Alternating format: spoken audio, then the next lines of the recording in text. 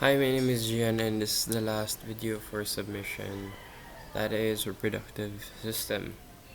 So the first question we have is describe the structure and explain the function of the male and female reproductive system. Now, this is the external of the female. Here we have the whole thing. It's the vulva. We have here the mons pubis, where the pubic hair is grows. Here is the clitoris with the clitoral hood, and outside here is the majora labia. Labia majora, and inside here is the labia minora.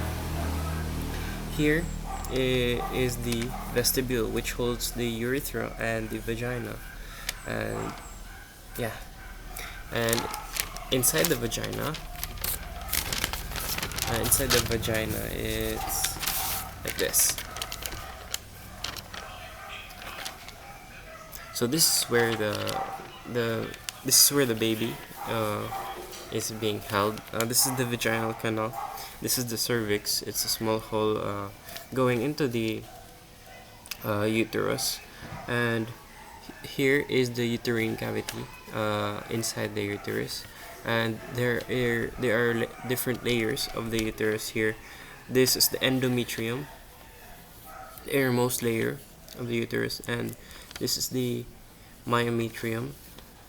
This is a muscle, and this is the perimetrium, which is the outermost layer.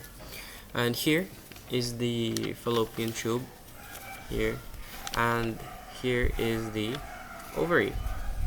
Now, the ovaries are responsible for the production of the eggs. They're held here in the cortex, and we have the medulla here, which holds the blood supply. And the outside of the ovary is the germinal epithelium, and within is the tunica albuginea. Yeah.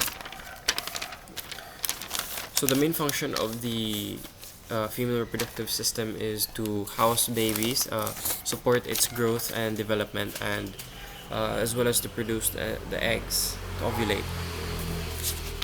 Now for the the male reproductive system, here we have the testis here. These is the glands of penis here, which is at the tip of the penis, and the hole here is the urethra. This goes onto the bladder, but this is where the sperm also passes. Now here is the bulb, and here the prostate gland. The bulb, prostate gland, and seminal vesicle are they contribute when in ejaculation. And here is the ejaculatory duct, and here is the vas deferens is here. This part here. Let's look closer. The testicle. So here's the vas deferens, and here we have the epididymis, and the rete testis here, and each testicle has lobules, different a number of lobules, and within each lobules there is a seminiferous tubule, which looks like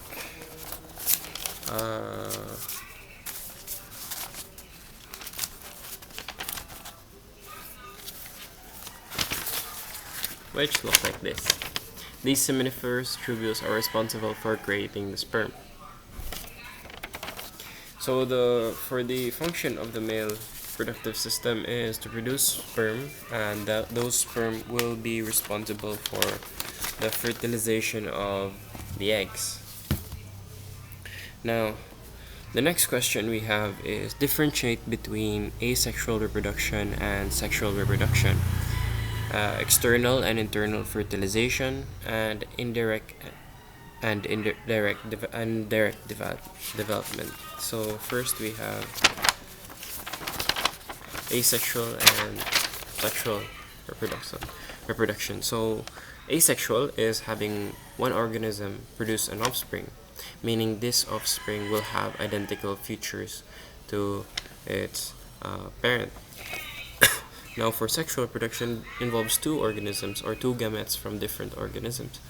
Um, this uh, this gives the offspring distinct features, traits coming from the first and from either parents. Next is internal and external fertilization. Internal fertilization means that there is the union of gametes within a female or within the organism's body, and for external fertilization is outside the organism's body, the union of the gametes. So mostly the external fertilization is mostly by aquatic animals or amphibians, and for the internal is mostly by mammals. Now there's indirect and direct development. Indirect development means that the younger version of the adult is very distinct from is very distinct. The younger version is very distinct from the adult. Like this, how the caterpillar metamorphosizes into a butterfly. And the direct development is for when there is the baby version or the smaller version of the adult is like a mini version of the adult lung. So it doesn't metamorphosize. It like how the human does not grow wings as yung adult na. Here a baby just grows into an adult. Now, third question we have is describe the events associated with human sperm and egg production and explain how hormones influence them. So let's start with the eggs, the egg production. So the first here is the female. The female the female egg production is called oogenesis. The female's body undergoes ovarian cycle and menstrual cycle. The ovarian cycle is when it's for the maturation of the follicle or egg, and the menstrual is for the cleansing of the uterus para prepare siya sa fertilized egg or prepare for fertilization. So here it starts the ovarian cycle. What starts is the hypothalamus releases gonadotropin releasing hormone sa anterior pituitary. Then the anterior pituitary releases FSH and LH, the follicle stimulating hormone and luteinizing hormone. The follicle stimulating hormone drives one follicle to keep growing. The one follicle is of the egg here. For example, this egg here, this outside here is the ovarian follicle. The primary oocyte is in the side, and each has the follicle cells. Now, the FSH will choose the most mature of the eggs for it to grow, and it will trigger the one lucky egg and it will trigger its own estrogen. And that estrogen coming from the follicle will tell the anterior pituitary to keep secreting the luteinizing hormone. And the luteinizing hormone, what it does is it helps the oocyte to mature. And as it grows, the oocyte as it matures, it will escape the ovary now. So it will break the ovary barrier and go head towards the fallopian tube. And what's left of the ovarian follicle that was once covering the mature oocyte, it becomes a corpus luteum. Now the corpus luteum will keep sending out hormones and will tell the pituitary to like stop sending out hormones. So that's it. Basically here, the mature oocyte breaking the barrier. This is considered an egg now. So It's the last part to creating an egg. Now for the the male reproductive, the male production of the sperm is a bit more complicated. The male undergoes spermatogenesis to create the sperm. So here, the sperm is created in the seminiferous tubules. So the seminiferous tubules has Leydig cells around, myoid cells covering it, and actually it's covered by a basal lamina here, and then has the lumen in the middle and the serotoli cells here.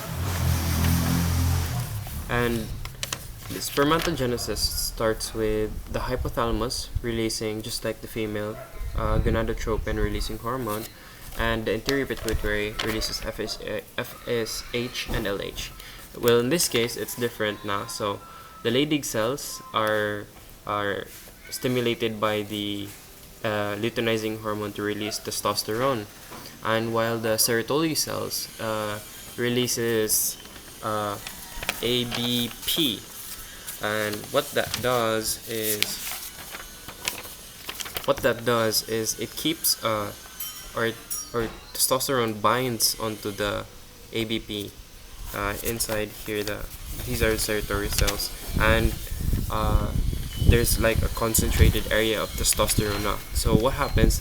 This triggers the production of sperm. Now, producing sperm, it starts from here. Spermatocyte. There's an A and B. The A is left behind to create more spermatocytes. It will duplicate, while the B will go on to become sperm. Because if there wasn't an A, we'd have no more spermatocytes left behind to duplicate. So the B undergoes meiosis 1 and is split into secondary spermatocyte. Now, after this, it undergoes meiosis 2, wherein there are 4 round spermatids now, each with 23 chromosomes. And of course, the sperm needs a tail to move around within the vagina. So spermiogenesis happens, and the sperm is given a tail within the this is the lumen part now, and here they're attached. Basically, it's like this. This is the lumen part, and here the sperm. So that's for the sperm production, but their story does not end there. Actually, the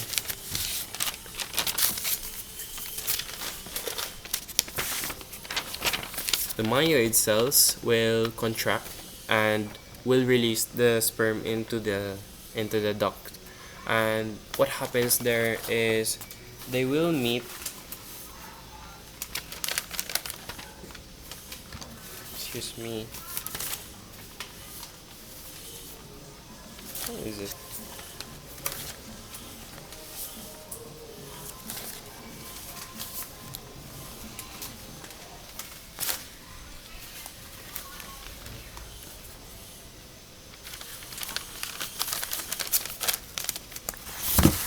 Oh my god.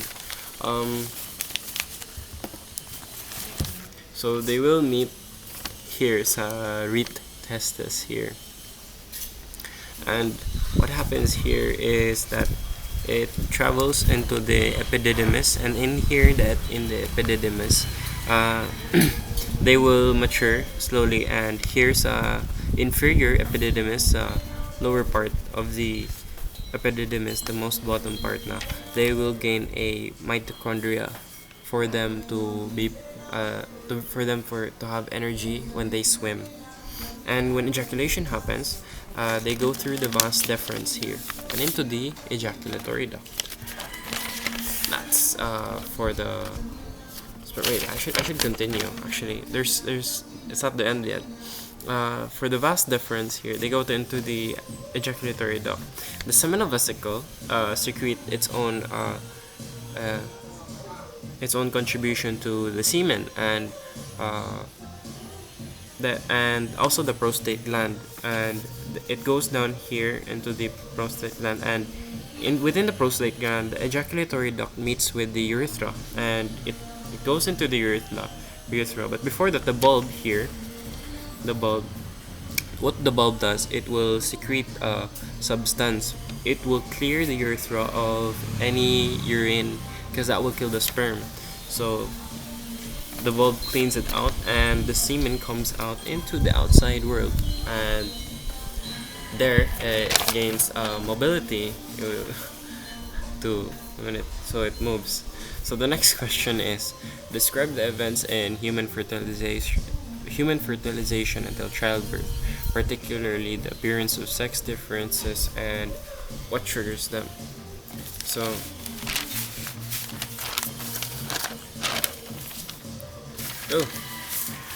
forgot to mention that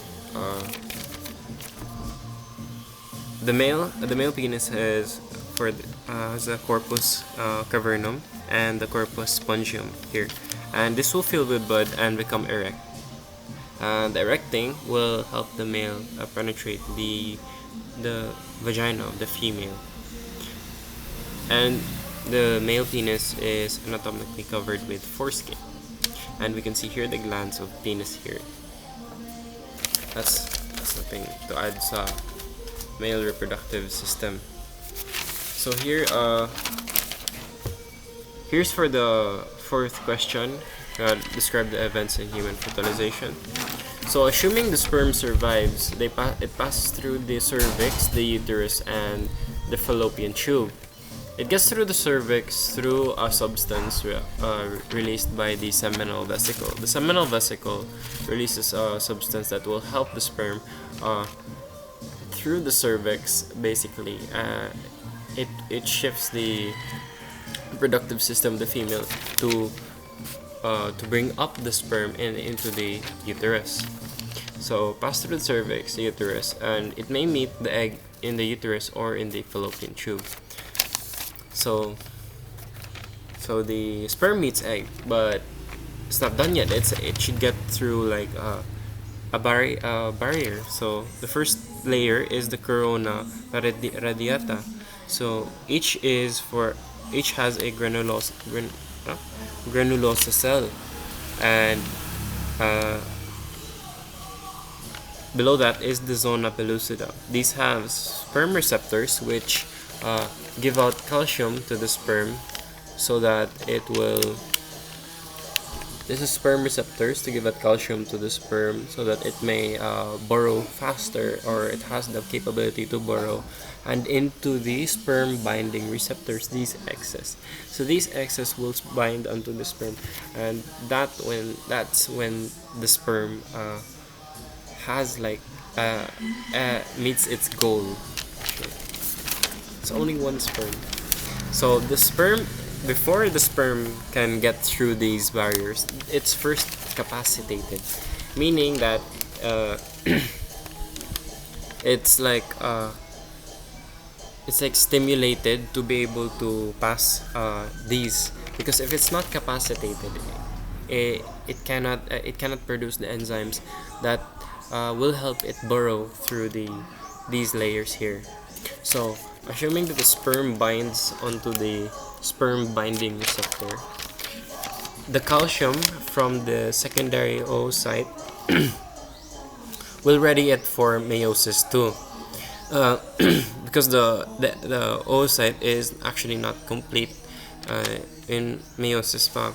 So it will ready for meiosis too and destroys the other leftover sperm binding receptor. So this part here that the sperms bind to will be gone, meaning that there will be only one meaning that the that first sperm already has entered the cavity and cannot let the other sperms pass now.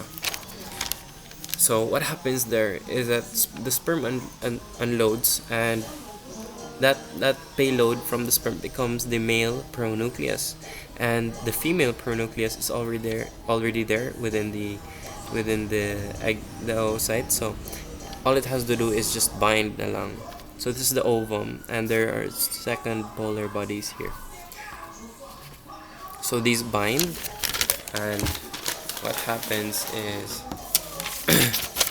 a diploid zygote is formed. So the egg is basically fertilized. Next, what happens immediately is the cleavage stage here. So what happens in the cleavage stage is that diploid zygote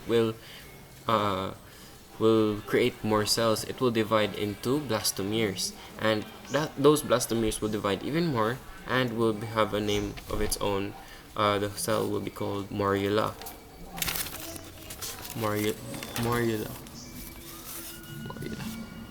Where is it? Here, morula. And then this will become a blastocyst, and the blastocyst will have the inner cell mass here, and the trophoblast cells that's around. The trophoblast cells will become the placenta, while the inner cell mass will become the embryo. So while this is occurring, the cell actually moves from the fallopian tube and into the uterus. So the morula, the cell with lots of the cell I showed kanina, the morula, it settles in the uterus. What it does is it absorbs nutrients. And the next is the eggs start to snuggle up into the endometrial layer, or the innermost layer of the uterus. Next starts the implantation. And while this is occurring, the hormones do their magic and will tell the body like, no more menstrual cycle, because if ever there is a menstrual cycle to occur, the egg will be passed with the blood. So the hormones do their magic to say that, oh, there's an egg.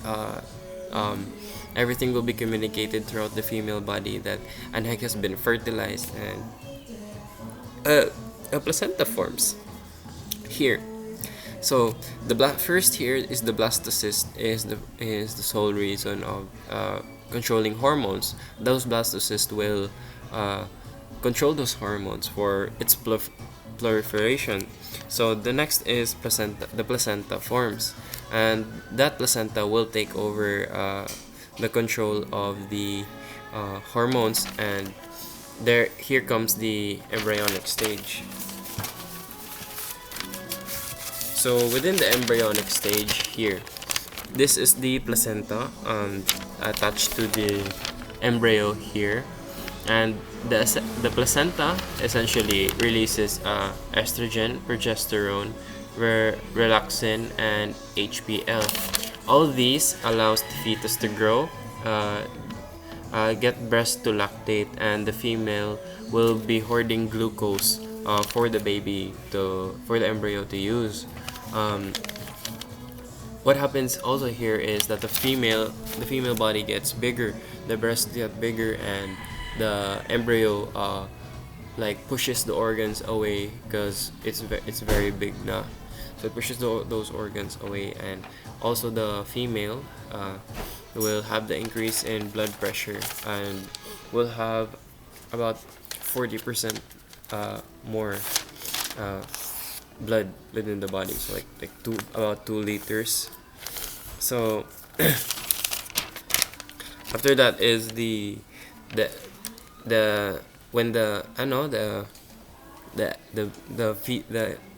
embryo grows, estrogen will take over progesterone, because what progesterone does is that it stops it's there to tell the female body that the baby is not ready yet. When estrogen takes over, the baby is basically ready and the body is preparing for labor. So what happens here next is that the fetus will release oxytocin, and this will release prostaglandins, which will allow the uterine muscle to keep contracting. So the baby is inside, right? It's like this. The baby is inside, and imagine this bigger now, and the placenta is attached to the baby na lang, and the really big uterine muscle will keep contracting, will keep getting it smaller, will keep getting smaller, hangtod siya magka-labor na, pwede na siya magawas ang baby. So there we have baby in birth. But let's go back to 7 weeks pa, and that will be the sex differentiation of the baby, the embryo. So basically the embryo has no gender yet, and we remember that there are two chromosomes. XY will be pertaining to the male, and XX will be pertaining to the female. So what happens here is, like, these embryos have these really cute organs, but this tip is called the phallus, and this is the urethral opening. This is the genital folds, and here is the anus. If ever there is an XX chromosome, that phallus will turn into clitoris, and the genital folds will become a labia, and the anus, of course, will stay. So this is what will happen. This is what will happen to the here we have the labia, the clitoris, and the anus, and the urethral opening. For the male, what will happen is the phallus will become a penis. The urethral opening, of course, will stay the same. The genital folds here will become a scrotum. The anus, of course, will stay the same. So that will happen here. The urethral opening will transfer up, and here it's penis, the scrotum, and the anus. Inside the baby, there's also things happening, because of course they have the organs, those that produce the eggs and the sperm cell. So here is for the male, the Mullerian ducts. These are the Mullerian ducts. These, for the male, they will degenerate, meaning mawala siya. These gonads will turn into testes, and these Wolffian ducts, which are here, these Wolffian ducts will turn into the epididymis, vas deferens, seminal vesicle, and the ejaculatory ducts. And this is the bladder. So this is what will happen, basically. And for the female is quite different, because the Mullerian ducts, instead of degenerating, it will produce the fallopian tubes, the uterus, and the upper part of the vagina. So the gonads, instead of turning into the testes, it will become the ovaries, and the Wolffian ducts, instead of, like, of course the female does not have these organs, these will degenerate, just like the Mullerian ducts in the male. These will degenerate, and here we have the result here. Now, the reason for that, the trigger for that is, of course, like I said earlier, it's the chromosome, diba? For the male, it's the SRY gene present in the Y chromosome. This will help the gonads turn into the testes, and the testes will secrete testosterone and AMH, which is the anti-Mullerian hormone here, anti-Mullerian hormone, and these two will work hand in hand to turn the phallus into a penis, the Wolffian ducts into the epididymis, vas deferens, seminal vesicle, and ejaculatory ducts. And for the Mullerian ducts, it will degenerate. Now for the female, the SRY gene is not present, so it will just continue as it's being told. So the gonads will become ovaries, and no hormones there will be playing. So the phallus will turn into the clitoris, the Wolffian ducts will degenerate, and the Mullerian ducts will develop the fallopian tube, uterus, and upper portion of the vagina. The reason for this Y and this X is because the female will always give the X chromosome, and for the male, it can either give the sperm will carry either the X or Y chromosome. So when it binds into the female egg, which have the X chromosome, that sperm will either have the X. If it has the X, it will be turned into female. If the sperm carries the Y, it will turn into a male. So for the next question, the second to the last question, is explain how contraceptives prevent pregnancy. So the first contraceptive we have, of course, is abstinence. This in itself is like stop just like not doing it is a contraceptive in itself. A sterilization is mostly permanent. This happens when the vas deferens of the male and the fallopian tube of the female is like either cut or it's tied down to prevent the male and female gametes uh, to move, to move into the to their respective it inhibits the male and female gametes rather. And here next we have the barrier methods. The barrier method is basically to stop either the semen stop the semen or stop the semen mostly. And here we have the condom, the diaphragm, the sponge, the cervical cup, and the female condoms. It's just like condoms, but it's inserted into the vagina. We also have the hormonal methods, which plays around with the hormones inside the reproductive system and stop the development of an embryo.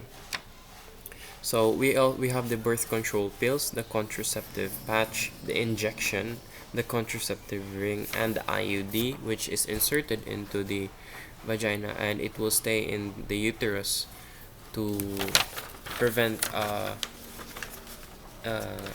like the to prevent the placenta to grow, like when it grows inside the uterus. The IUD is there to block the way, so it can't, in a sense, it can't. So the last question, if we give examples of sexually transmitted infections. So here are some sexually transmitted infections. Sexually transmitted infections are infections that are passed sexually from one person to another. So we have chlamydia, gonorrhea, trichomoniasis, genital warts, genital herpes, pubic lice, which is like lice of the hair but in the pubis actually, scabies, and syphilis. So that's basically it for my presentation for the reproductive system. I hope you enjoyed. Thank you.